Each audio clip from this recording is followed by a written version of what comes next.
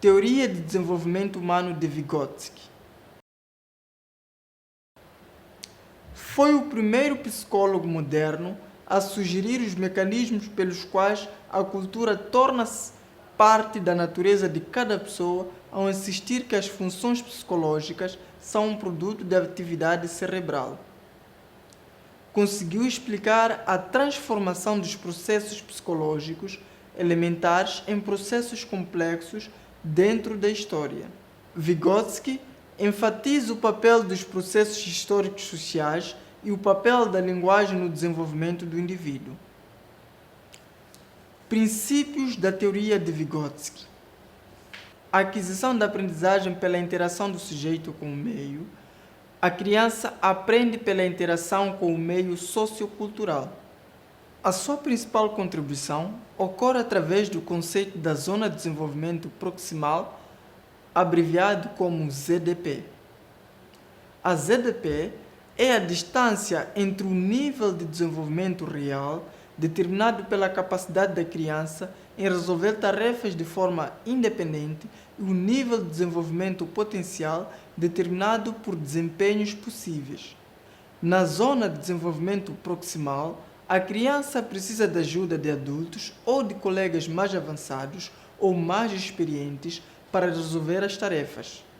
O papel do professor é de mediar a aprendizagem partindo do contexto sociocultural do aluno. É neste campo que a educação deve atuar, estimulando a aquisição do potencial partindo do conhecimento do aluno. Sendo assim, o desenvolvimento não pode ser separado do contexto social. A cultura afeta a forma como pensamos e o que pensamos. O conhecimento depende da experiência social. O papel da linguagem no desenvolvimento da criança é importante. A linguagem, segundo Vygotsky, é fundamental para o desenvolvimento cognitivo. As crianças são capazes de contribuir para o conceito muito rapidamente. O pensamento e a linguagem assemelham-se em conceitos úteis que ajudam o pensamento. A linguagem é a principal via de transmissão da cultura e o vínculo principal do pensamento e a autorregulamentação voluntária. A sua questão central é a aquisição de conhecimentos pela interação do sujeito com o meio. Para o teórico, o sujeito é interativo, pois adquire conhecimentos a partir de relações intra- e interpessoais e de troca com o meio a partir de um processo denominado mediação. Para Vygotsky, o desenvolvimento psicológico e mental depende da aprendizagem, na medida em que se dá por processos de internalização de conceitos que são promovidos pela aprendizagem social, principalmente aquela planificada no meio escolar. Não se pode pensar que a criança vai desenvolver com o tempo, pois esta não tem por si só instrumentos para percorrer sozinha o caminho de desenvolvimento, que dependerá das suas aprendizagens mediante as experiências a que for exposta.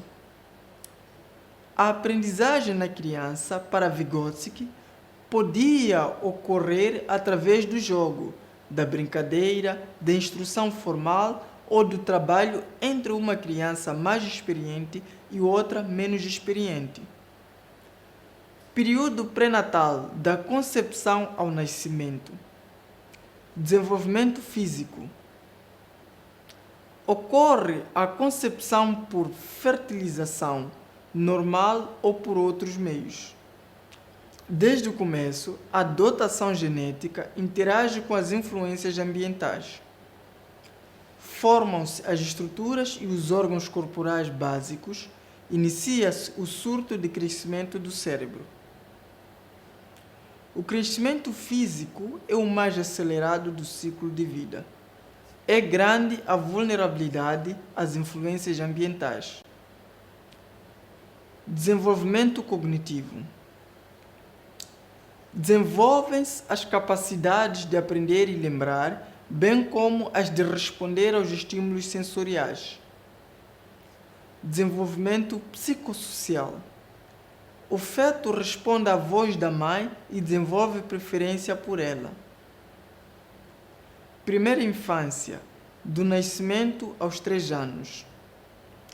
Desenvolvimento físico. O cérebro aumenta em complexidade e é altamente sensível à influência ambiental. O crescimento físico e o desenvolvimento das habilidades motoras são rápidos. Desenvolvimento cognitivo. As capacidades de aprender e lembrar estão presentes mesmo nas primeiras semanas. O uso de símbolos e a capacidade de resolver problemas se desenvolvem por volta do final do 2º ano de vida. A compreensão e o uso da linguagem desenvolvem-se rapidamente. Desenvolvimento psicossocial. Formam-se os vínculos afetivos com os pais e com outras pessoas. A autoconsciência desenvolve-se. Ocorre a passagem da dependência para a autonomia. Aumenta o interesse por outras crianças. Segunda infância, de 3 a 6 anos. Desenvolvimento físico. O crescimento é constante. A aparência torna-se mais esguia e as proporções mais parecidas com as de um adulto. O crescimento é constante. A aparência torna-se mais esguia e as proporções mais parecidas com as de um adulto. O apetite diminui e são comuns os distúrbios do sono. Surge a preferência pelo uso de uma das mãos. Aprimoram-se as habilidades motoras finas e gerais e aumenta a força física. Desenvolvimento cognitivo. O pensamento é um tanto egocêntrico, mas aumenta a compreensão do ponto de vista dos outros. A imaturidade cognitiva resulta em algumas ideias ilógicas sobre o mundo. Aprimoram-se a memória e a linguagem. A inteligência torna-se mais previsível. É comum a experiência de pré-escola, mais ainda a do jardim de infância. Desenvolvimento psicossocial. O autoconceito e a compreensão das emoções tornam-se mais complexos. A autoestima é global. Aumentam a independência, a iniciativa e autocontrole. Desenvolve-se a identidade de gênero. Ao brincar, torna-se mais imaginativo, mais elaborado e geralmente mais social. O altruísmo, a agressão e o temor são comuns.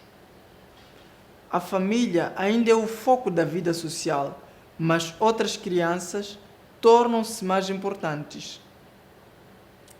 Terceira infância, 6 a 11 anos. Desenvolvimento físico. O crescimento torna-se mais lento. A força física e as habilidades atléticas aumentam. São comuns as doenças respiratórias, mas de um modo geral, a saúde é melhor do que em qualquer outra fase do ciclo de vida.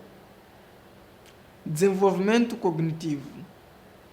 Diminui o egocentrismo, as crianças começam a pensar com lógica, porém concretamente. As habilidades de memória e linguagem aumentam. Os ganhos cognitivos permitem à criança beneficiar-se da instrução formal na escola.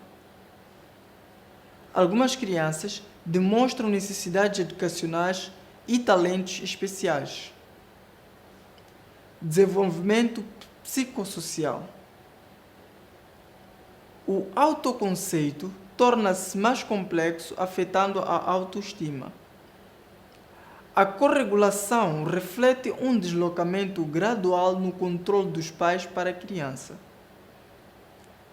Os colegas assumem importância fundamental. Adolescência, 11 a aproximadamente 20 anos. Desenvolvimento físico. O crescimento físico e outras mudanças são rápidos e profundos. Ocorre a maturidade reprodutiva. Os principais riscos para a saúde emergem de questões comportamentais, tais como transtornos de alimentação e abuso de drogas. Desenvolvimento cognitivo. Desenvolvem-se a capacidade de pensar em termos abstratos e de usar o raciocínio científico. O pensamento imaturo persiste em algumas atitudes e comportamentos. A educação concentra-se na preparação para a faculdade ou a profissão. Desenvolvimento psicossocial. A busca pela identidade, incluindo a identidade sexual, torna-se central. O relacionamento com os pais geralmente é bom. Os amigos podem exercer influência positiva ou negativa. Início da vida adulta, 20 a 40 anos. Desenvolvimento físico. A condição física atinge o auge, depois declina ligeiramente. As opções de estilo de vida influenciam a saúde. Desenvolvimento cognitivo. O pensamento e os julgamentos morais tornam-se mais complexos. São feitas escolhas educacionais e vocacionais, às vezes após um período exploratório. Desenvolvimento psicossocial. Os traços e estilos de personalidade tornam-se relativamente estáveis, mas as mudanças na personalidade podem ser influenciadas pelas fases e acontecimentos de vida. São tomadas decisões sobre relacionamentos íntimos e estilos de vida pessoais, mas podem não ser duradouros. A maioria das pessoas casa-se e tem filhos. Vida adulta intermediária, 40 a 65 anos.